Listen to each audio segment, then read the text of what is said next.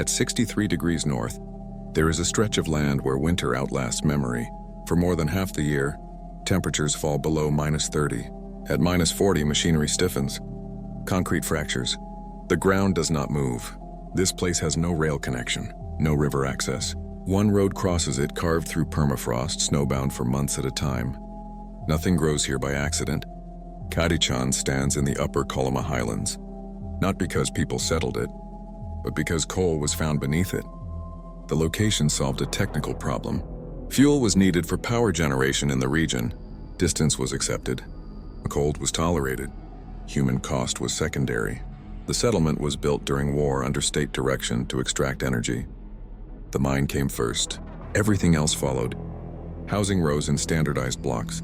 Heat was centralized. Food, electricity, and employment moved through a single system. There was no redundancy, no alternative purpose, no independent economy. Every structure, every service, every resident was connected to one function, keeping a regional power network alive. Kadichan was not planned to endure. It was planned to operate. Kadichan did not emerge from migration, trade, or geography. It emerged from calculation. In 1943, the Soviet Union was at war, and the Far East was a logistical problem. The Kolyma region was rich in minerals but poor in energy infrastructure. Electricity was unreliable. Fuel had to be secured locally at any cost under any conditions. Coal was the only viable option, and the Arkhangelsk deposit provided it. The location of Kadichan solved a narrow requirement: proximity to coal seams that could feed a regional power system. The site lay along what would become the Magadan-Ust-Nera Highway, later known as the Kolyma Highway, the only all-season land route through this interior. There was no railway. Permafrost made rail construction impractical. Coal would move by truck regardless of distance, temperature, or wear. The town was established under Dalstroy, the Soviet Far North Construction Trust. Dalstroy was not a civil planning body. It was an extraction apparatus. Its mandate was simple: build what was necessary to extract resources, and nothing more. Kadichan began as a labor settlement attached directly to coal production. Its first population consisted largely of forced laborers from the Gulag system. Prisoners excavated shafts, cleared ground, and erected the earliest structures. Among them was Varlam Shalamov, later known for documenting the brutality of Kolyma's camps. At the time, his role was not exceptional. Labor was interchangeable. Survival was incidental. The settlement's purpose was never ambiguous. Coal from Kadichan was intended almost entirely for the Arkhangelskaya State Regional Power Station Arkhangelskaya GRES, which began operations in 1955. This plant was designed specifically around Arkhangelsk coal. Its boilers, logistics, and output were calibrated to that fuel source. In return, it supplied electricity and heat across much of Magadan Oblast. This created a closed system. Coal moved from mine to road. Road led to power plant. Power returned to the region. There was no surplus market, no export chain, no alternative buyer. Kadichan did not produce a commodity. It sustained a circuit. 2 underground mines anchored the system. Mine number 10, the principal operation, was driven beneath the settlement itself. Its galleries extended hundreds of meters down, following hard coal seams through frozen ground. Mine number 7, smaller and farther east, worked auxiliary deposits. Together, they defined the town's scale, layout, and population. Because the mines determined everything, the town was built around them in stages. Early housing clustered near the highway. Later sectors moved outward, following the expansion of mine number 10. As new zones were constructed, older ones were reassigned secondary roles: greenhouses, storage, small agricultural facilities, never independent, always subordinate. In 1964, Kadichan was formally designated an urban-type settlement. This was an administrative classification, not a change in function. The designation acknowledged that the labor camp had stabilized into a permanent workforce town. By then, prisoners had been replaced largely by salaried miners and their families. The system had softened its edges, but not its logic. The state provided everything: apartments, heating, electricity, schools, medical care. Nothing was privately owned. Housing was allocated by employer. Employment was assigned by plan. Shops were stocked by supply, convoys arriving over the highway from Magadan or Susuman. When convoys were delayed, shelves emptied. This was not considered a flaw. It was accepted as a condition of remoteness. Coal defined not only work but time. Shift schedules dictated daily life. Heating plants ran continuously through winter because they had to. Failure was not an inconvenience. It was lethal. In this climate, infrastructure did not merely support life. It replaced it. By the 1970s and 1980s, Karichan appeared complete. 5-story apartment blocks stood in rows. A school operated year-round. A clinic treated injuries and illness. A house of culture hosted meetings and performances. On paper, the settlement matched Soviet standards for a functioning town, but its internal structure never changed. There was no diversification, no secondary industry, no buffer against interruption. Every non-mining job existed only to serve miners. Teachers taught miners' children. Doctors treated miners' injuries. Shop workers distributed supplies allocated to a mining town. If coal production stopped, nothing remained to justify the system's continuation.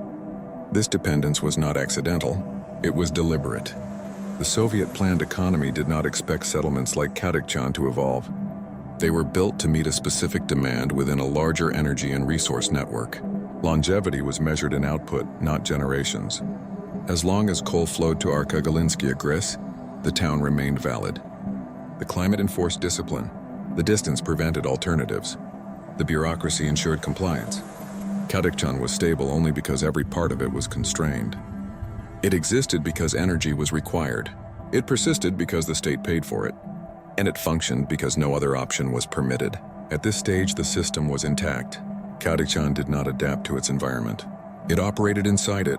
The settlement stood in the upper Kolyma highlands, a terrain defined by elevation, cold, and immobility. The ground beneath the town was permanently frozen. Permafrost extended meters deep, locking soil, rock, and moisture into a single rigid mass. Foundations could not rest directly on earth. Pipes could not be buried safely. Heat leaking into the ground risked thaw, collapse, and rupture. Every structure required compensation for the fact that the land itself was unstable once disturbed. Buildings were raised on pilings or reinforced slabs. Utility lines were routed above ground or insulated heavily. Roads cracked seasonally. Repairs were constant. Maintenance was not an improvement cycle. It was survival work repeated every year. Winter defined the operating calendar. For 6 to 7.5 months, temperatures remained below freezing. Extended periods fell to -30 degrees Celsius. At -40, exposed metal became brittle. Diesel thickened. Human error increased as physical movement slowed. Summer offered no relief. Average highs barely reached 16 degrees. Thaw cycles were short and incomplete. Mud replaced snow, making transport unreliable. Construction windows were brief and tightly scheduled. Miss a season and the delay lasted a year. There was no natural redundancy. Karichan had no rail connection. The permafrost made rail construction prohibitively complex and expensive. Early plans for a narrow-gauge railway to the Arkagalinskaya power station were abandoned for this reason. Coal would move by truck instead, regardless of weather, road condition, or fuel cost. The Magadan-Ust-Nera Highway became the town's only artery. Later known as the Kolyma Highway, it was the sole all-season land route linking Karichan to the regional network. Everything passed through it: food, medicine, spare parts, fuel, mail, people. If the road failed, the town stalled. In winter, blizzards closed sections without warning. In summer, thaw turned segments into mud corridors. Convoys moved when conditions allowed, not when demand required. Stockpiles were maintained to absorb delays. But shortages were common even in stable years. Electricity and heat were centralized. A boiler plant supplied district heating to residential blocks, schools, and public buildings. There were no individual heating systems. This was efficient under centralized control, but fragile by design. A single failure point could affect the entire settlement. Heating was not seasonal comfort. It was continuous necessity. Without heat, buildings cooled rapidly. Water froze in pipes. Walls cracked. Apartments became uninhabitable within hours. The margin for error was measured in degrees and minutes, not days. Water supply was limited and vulnerable. Pipes required insulation and constant monitoring. Freeze-thaw cycles damaged joints. Repairs required specialized labor and materials that had to be delivered from outside the district. There was no local production of construction materials. Concrete, steel, glass, and machinery were imported. Delays cascaded. A missing component could halt repairs entirely until the next convoy arrived. Food supply followed the same logic. There was no agriculture capable of sustaining the population. Small greenhouses and animal pens existed, but they supplemented, not replaced, imported food. Fresh produce was scarce. Preserved goods dominated store shelves. This was not hidden from planners. It was accepted as a trade-off. The assumption was that as long as the state funded transport and utilities, the system would hold. Geography would be managed administratively. Cold would be offset by energy. Distance would be overcome by logistics. But geography does not negotiate. Every year, infrastructure aged faster than it could be renewed. Freeze-fractured concrete, snow loads stressed roofs, heating systems ran constantly at maximum capacity. Roads required resurfacing more often than budgets allowed. These were not crises, they were baseline conditions. Katichan's survival depended on uninterrupted funding, uninterrupted fuel supply, uninterrupted labor, and uninterrupted administration. There was no scenario in which the town could scale down, pause, or self-correct. It either functioned fully or failed completely. At this stage, the system still compensated. Costs were absorbed. Repairs were authorized. Convoys kept moving. But the environment was not neutral. It was actively consuming the infrastructure built to resist it. The town remained operational, not because it was resilient, but because failure had not yet been permitted. Katichan functioned as a single industry settlement by design. Every aspect of its existence was administratively tied to coal production. This structure followed a standard Soviet model known as the monotown, a settlement built to serve one enterprise, with no parallel economy and no independent base of employment. In Katichan's case, that enterprise was the coal mine system, primarily mine number 10, and earlier mine number 7. The mines did not merely provide jobs. They governed housing allocation, local budgets, utilities, and supply priorities.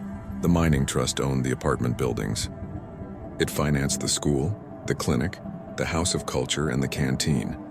The local Soviet handled civil administration, but its authority was secondary to the enterprise that paid for the town's operation. There was no private housing, no private business sector, no informal market capable of sustaining residents independently. Apartments were assigned through employment. A miner received housing. A teacher or shop worker received housing because their labor supported miners. Retirement, disability, or dismissal did not remove dependence on the enterprise. Pensions, benefits, and utilities still flowed through the same administrative system. Employment statistics were effectively total. Nearly all working-age adults were connected, directly or indirectly, to mining operations. Transport crews moved coal. Maintenance crews serviced equipment. Power and heating staff kept systems running. Retail workers distributed state-supplied goods. Medical staff treated occupational injuries and illness. If coal production slowed, funding slowed. If funding slowed, services followed. This relationship was not concealed. It was institutionalized. The town's physical layout reflected this dependency. Residential districts were built in relation to mine access and infrastructure lines. Early housing clustered near the highway and service zones. Later construction followed the expansion of mine. Number 10 or distance from the mine was not a lifestyle choice.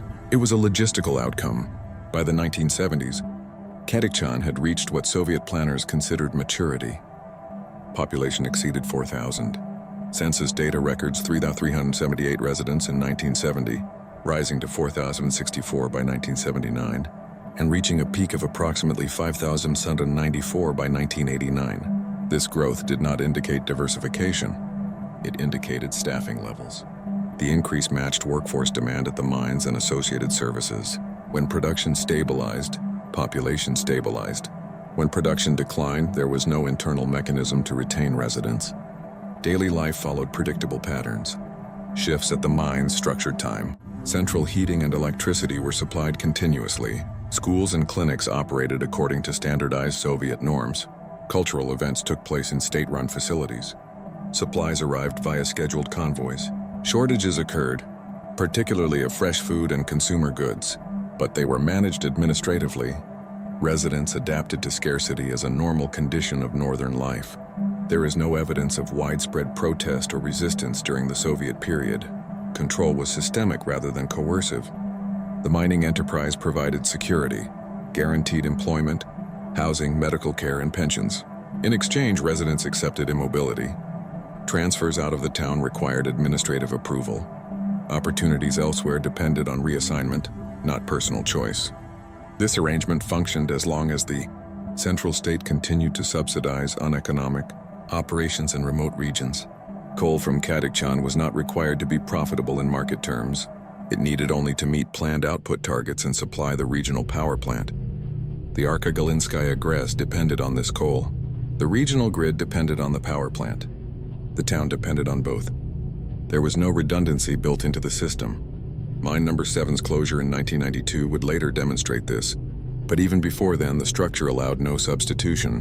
When one component weakened, the rest could not compensate. At this stage, however, the monotown mechanism still held. Coal was still being extracted, utilities still operated. The population still had purpose within the system. Kadakchan remained a functioning settlement, not because it was adaptable, but because its single function had not yet been removed. In 1991, the system that sustained Kadakchan ceased to exist.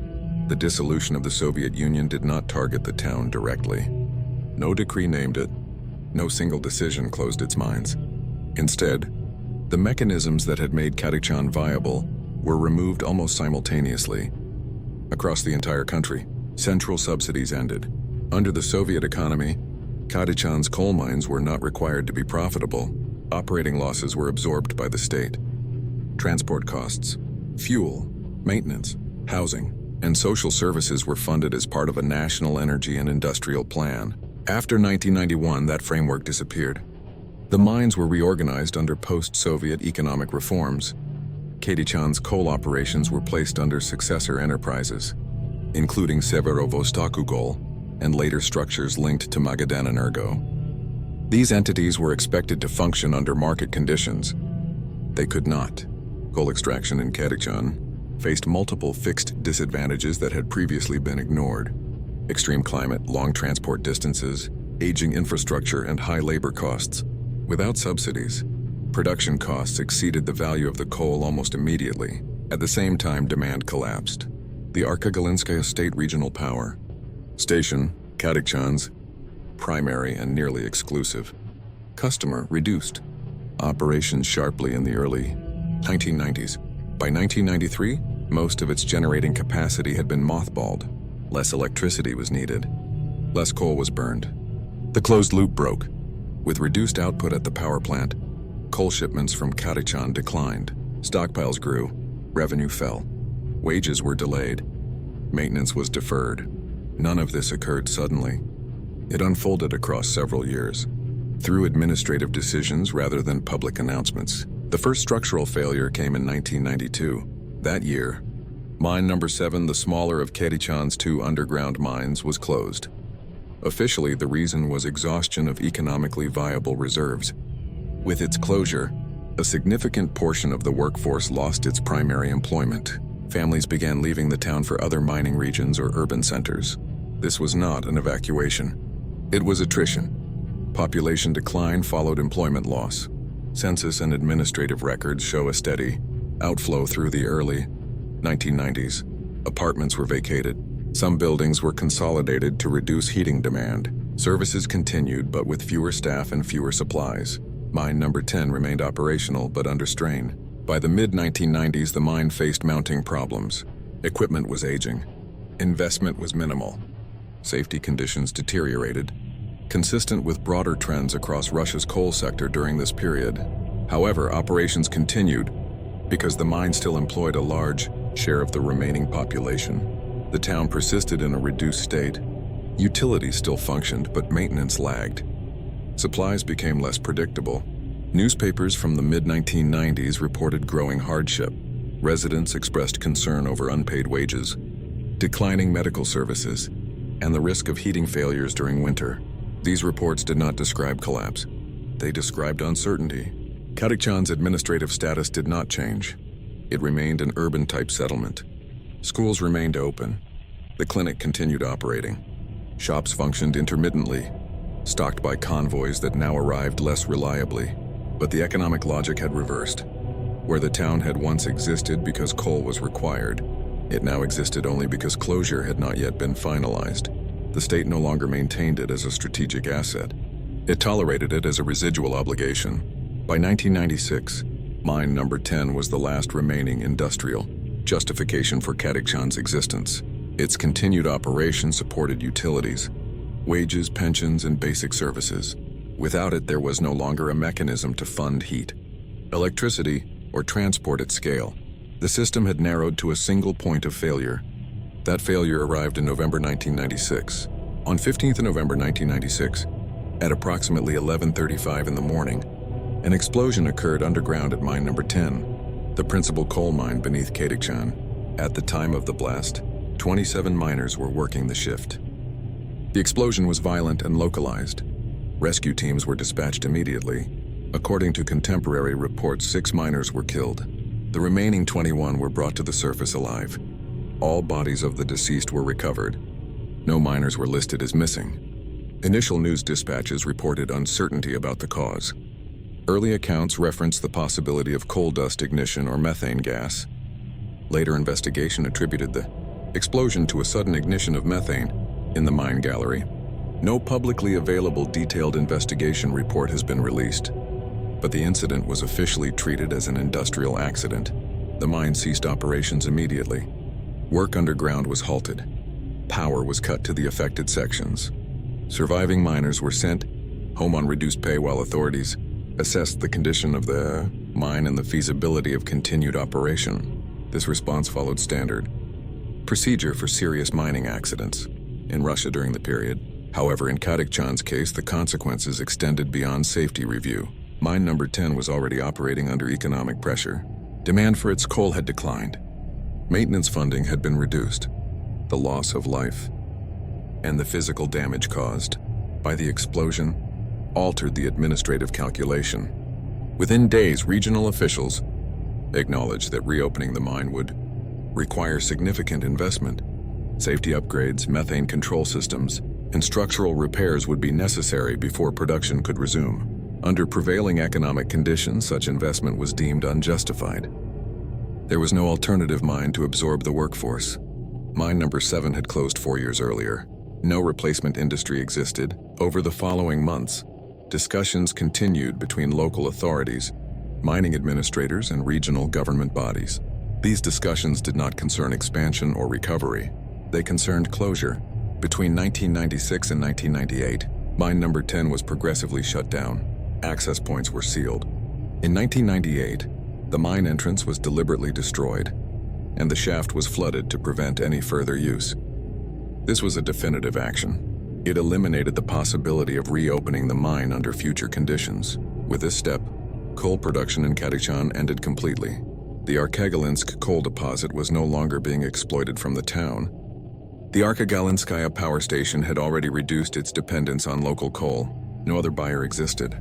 The explosion did not by itself empty the town, but it removed the final operational justification for maintaining it. From that point forward, Katichon no longer functioned as a mining settlement. Wages could not be sustained. Utilities could not be funded through enterprise budgets. Social services lost their financial base. What remained was a populated settlement without an industry. In administrative terms, this created a problem that could not be solved locally. The system that had built Katichon now had to decide how to dismantle it. After Mine Number 10 was closed, Katichon entered a phase governed not by collapse but by procedure. There was no emergency decree declaring the town uninhabitable, no immediate evacuation order.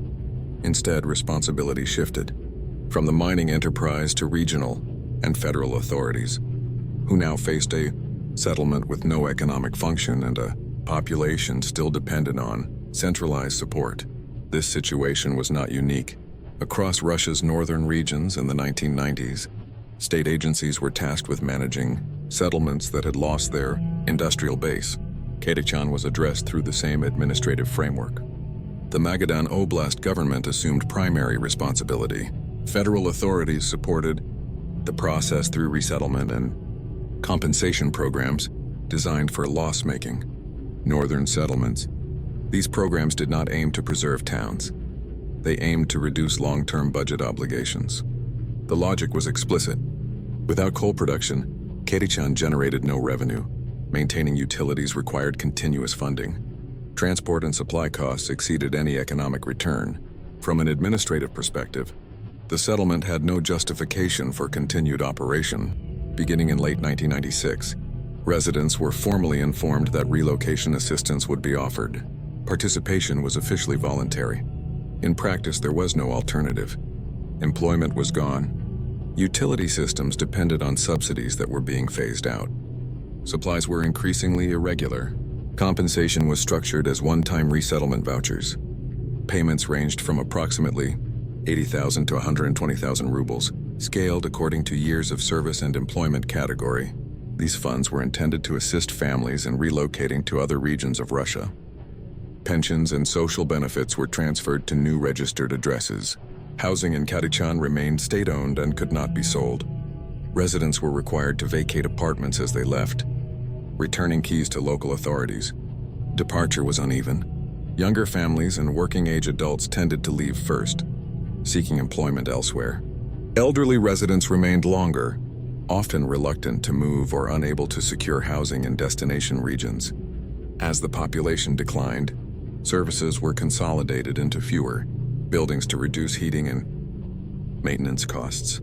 Schools reduced class sizes, shops closed or merged, medical staff numbers fell. By the late 1990s, entire apartment blocks stood empty. Windows were boarded or broken. Snow accumulated on unused stairwells and balconies. Infrastructure designed for thousands now served hundreds.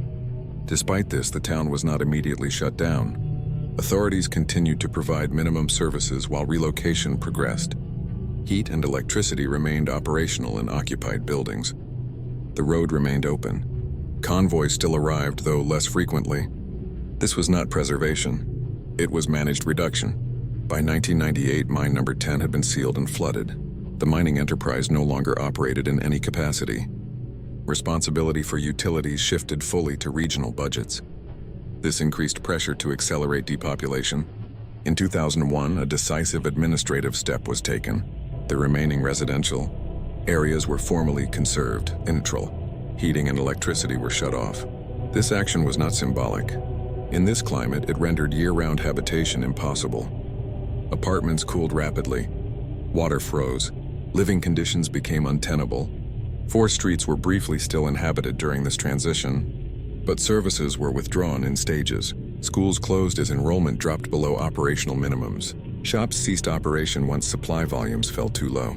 Emergency services were reassigned to other localities. There are no records of large-scale protest or legal action. Residents complied with relocation directives as conditions deteriorated. Some delayed departure as long as possible. Others left as soon as compensation became available. During the early 2000s, Katichon was included in broader federal resettlement initiatives for Susumun District, some supported by World Bank. Programs aimed at reducing population in economically non-viable northern settlements. These programs did not single out Katichon. They categorized it. By the mid-2000s, only a small number of residents remained, primarily pensioners. Utilities were gone. Public services had ended. The town existed administratively, but no longer functioned as a settlement. Census data reflects this progression. Population figures continued to decline through the 2000s. By 2007, only 227 residents were recorded. By the 2010 census, the population was 0. Katichon had not been destroyed. It had been withdrawn from. The state did not demolish the town. It simply stopped supporting it. What remained was infrastructure without purpose, buildings without users, and a settlement that continued to exist on official maps long after its function had been removed. Once relocation reached its final phase, the remaining task was technical rather than social. The town still existed physically. What remained was to disconnect it. By the early 2000s, Katichon's population had fallen to a level at which centralized services could no longer be justified even temporarily. Maintaining heat, electricity, water, and emergency response for a handful of residents required the same infrastructure that once served several thousand. The regional administration proceeded in sequence. Central heating was shut down first. the district boiler plant that had supplied heat to apartment blocks, schools, and public buildings was taken offline. In this climate, the absence of heating was immediate and decisive. Indoor temperatures dropped rapidly. Plumbing froze. Buildings became structurally vulnerable within a single winter. Electricity followed. Power lines feeding the settlement were disconnected. Without electricity, pumps could not operate. Lighting ceased. Communication equipment shut down. The town entered complete darkness after sunset. Water systems were already non-functional by this point. Pipes ruptured as they froze. Storage tanks were abandoned. Repairs were not attempted. There was no longer a population threshold that justified restoration. Public institutions closed in succession. The school ceased operation once student. Numbers fell below minimum staffing requirements. Medical services were withdrawn as doctors and nurses were reassigned to other localities. Shops closed when supply convoys stopped delivering goods in economically meaningful quantities. Administrative offices followed. The local council stopped functioning. Postal service ended, though the postal code remained formally assigned. Police and emergency responders were no longer stationed in the town. Any incidents would require response from distant settlements. The withdrawal was deliberate and documented. No services failed spontaneously. They were disabled. By removing utilities, authorities eliminated the possibility of informal resettlement or return. Without heat or power, long-term habitation was physically impossible. This method was consistent with broader northern settlement policy during the period. Departure accelerated. Most remaining residents left between 2001 and the mid-2000s. Compensation programs continued to operate, though reports indicate difficulties. Vouchers had expiration dates. Housing shortages elsewhere limited relocation options. Some residents delayed leaving because they had nowhere to go. A small number of elderly residents remained longer, relying on stored fuel, generators, or assistance from occasional visitors. These cases were temporary. No official services supported them. By 2007, census and administrative data recorded only a few hundred residents. By 2010, the population was officially zero. After that point, Kadachan ceased to function even nominally. There was no formal ceremony marking closure. No declaration of dissolution. The town remained legally classified as an urban-type settlement within Magadan Oblast. Physically, it was empty. Apartment blocks stood with doors unlocked and windows broken. Schools and canteens were stripped of usable equipment. Public buildings were abandoned. Some structures, including the cinema and House of Culture, were reportedly burned after evacuation. A common practice intended to prevent uncontrolled use or scavenging. Road access remained. The Colima Highway still passed nearby. There were no barriers, checkpoints, or restrictions on entry. With no residents and no services, the settlement was effectively unmanaged. Kadachan had not been erased. It had been disconnected. After the final residents left, Kadachan entered a phase governed entirely by material processes. No agency was assigned to maintain the town. No budget covered inspections, repairs, or demolition.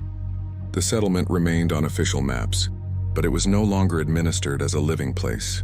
What followed was not neglect in the conventional sense. It was absence. The buildings had been designed to function with continuous heat and regular maintenance. Once utilities were shut off, structural degradation began immediately.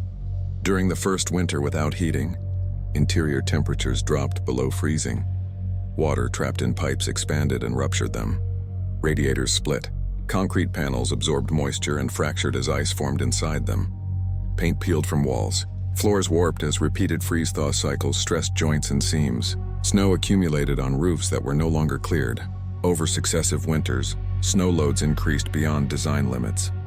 Roof sections collapsed inward, exposing interiors to the elements. Upper floors deteriorated first. Stairwells filled with ice. Balconies failed under accumulated weight. Windows broke early. Some were shattered by thermal stress. Others were broken deliberately during or after evacuation, as residents removed usable materials. Once glazing was lost, wind-driven snow and rain entered buildings freely. Public buildings degraded faster than residential blocks. The cinema, school, and House of Culture had large roof spans and wide interior spaces. Without heating, these structures lost thermal stability. By the late 2000s, Floors in several of these buildings had collapsed inward. Photographs show vegetation growing inside former classrooms and auditoriums. Industrial structures remained standing but inert. The mine buildings, shafts, and auxiliary facilities were left in place after closure. Rust spread across exposed metal. Conveyor systems and supports corroded. Equipment was stripped of valuable components and left open to weather. The flooded mine shafts were sealed, but surrounding structures were not secured. Coal stockpiles and waste material remained on site. Over time, runoff leached through these piles, creating discolored pools and channels in surrounding soil. Fuel storage tanks at the boiler plant still contained residues. Without maintenance, containment systems failed. There has been no published official environmental assessment of the site. Observers have noted polluted water near mine entrances and rusting infrastructure, but these accounts are anecdotal. No cleanup operations have been undertaken. Permafrost degradation around disturbed ground may release trapped contaminants, but no formal monitoring exists. Roads within the settlement degraded rapidly. Without snow removal, plowing, or resurfacing, pavement cracked and heaved. Ice accumulated beneath asphalt. Sections collapsed. Access remained possible, but movement became hazardous. Nature did not reclaim the town quickly. The climate limited vegetation growth. Grasses and shrubs appeared in sheltered areas and inside buildings, but large-scale overgrowth was slow. The dominant visual features remained concrete, steel, and snow. By the late 2010s, Kadikchan structures showed advanced decay. Entire apartment blocks leaned visibly. Rooflines sagged. Interior walls collapsed floor by floor. Furniture and personal belongings remained scattered where they had been left. Documents, books, and signage persisted, frozen in place by the cold and lack of human interference. There were no inspections, no safety cordons, no preservation efforts. Occasional visitors documented the site through photographs and video. These visits did not alter its status. Authorities neither restricted access nor provided guidance. The town existed outside routine governance. Kadikchan had not been demolished because demolition required funding, planning, and purpose. It had not been repurposed because repurposing required population and infrastructure. It remained standing because nothing had been done to remove it. After depopulation and the shutdown of utilities, Kadikchan entered its current administrative and legal phase. Existence without function. Legally, the town remains an urban-type settlement within Magadan Oblast. It retains a postal code, 686350, and continues to appear in official records. There is no municipal government, no local council, and no active administrative office. For all practical purposes, governance has ceased. Ownership of the land and surviving structures is nominally held by state entities. Magadan Oblast or successor enterprises of the former mining trust, including Magadan Energo. The coal plant, mines, and related industrial assets retain legal ownership, but none are operational. Private ownership does not exist. No leases, sales, or private developments have been reported. Government policy toward Kadikchan today is one of formal write-off. There is no allocated budget for maintenance, demolition, or redevelopment. The cost of either preserving or removing the settlement is considered disproportionate to any potential economic return. No infrastructure projects or population resettlement programs are planned. The town simply stands, deteriorating under its own weight and the climate. Official documentation aligns with broader monotown policy in Russia. Settlements deemed economically non-viable are left to decay rather than invested in. Kadikchan is categorized as such, having no remaining industry, no population, and no strategic relevance. Unlike some northern towns that survived by diversifying mining or attracting new investment, Kadikchan had no alternative economic base. Its sole purpose, coal extraction, ceased in 1998. With the flooding and sealing of mine number 10, access to the town is unrestricted but unserviced. The Kolyma Highway passes nearby. There are no functioning utilities, emergency services, or supplies. Buildings remain standing, but they are heavily damaged. Collapsed roofs, broken windows, corroded metal, and interior floors compromised by repeated freeze-thaw cycles. Roads within the settlement are cracked, heaved, and snowbound. Environmental risks persist. Coal stockpiles, abandoned mine equipment, and residual oil and fuel remain on site. Water discoloration near mines and permafrost degradation may release pollutants, but no formal environmental monitoring or remediation has occurred. The state has made no attempt to intervene. Kadikchan's status today is therefore unambiguous. It exists as a mapped location, but not as a functioning settlement. Buildings, roads, and industrial remnants remain, yet no human systems operate. No governance, no utilities, no residents. It is a settlement preserved only on paper. It functions only as a reference point. Its future is not planned. It is not listed for redevelopment, repopulation, or demolition. Authorities treat it as entirely non-viable, and it continues to deteriorate naturally, unmanaged. Kadikchan today exists only in the physical. Apartment blocks stand in frozen silence. Windows are shattered, doors ajar, roofs collapsed under years of snow. The concrete skeletons of schools, clinics, and shops stretch along streets without a single resident. Rust creeps over industrial equipment. Coal piles remain, partially washed by rain and melted snow, their color leaching into soil. Frozen roads lead to nowhere. Utility poles tilt, wires sag, and streetlights are lifeless. There is no heat. There is no electricity. No services operate. No voice calls from the buildings. The Kolyma Highway still runs nearby, yet it passes a town with no function, no commerce, no administration. Emergency responders are absent. The state has neither demolished nor restored the settlement. All that remains is structure without purpose. Kadikchan exists as a record of its own history. Its urban planning, housing, mines, and infrastructure remain intact in form, though compromised by climate and time. Its social systems, schools, clinics, canteens, are empty shells. Its industrial systems, mines, coal transport, power supply, have been erased. The mechanisms that once animated the town are gone. No one works here. No one lives here. The town has been evacuated, decommissioned, and finally withdrawn from human use. Kadikchan's map coordinates still point to a place called a town. Legally, it is an urban settlement. In reality, it is absence. The snow falls, the permafrost persists, the decay continues. Buildings lean. Rust spreads. Floors collapse. Coal stockpiles erode. Roads fracture. Nature encroaches slowly. Kadikchan is a town whose reason to exist no longer exists. Its presence endures only as structure. Its function has ended.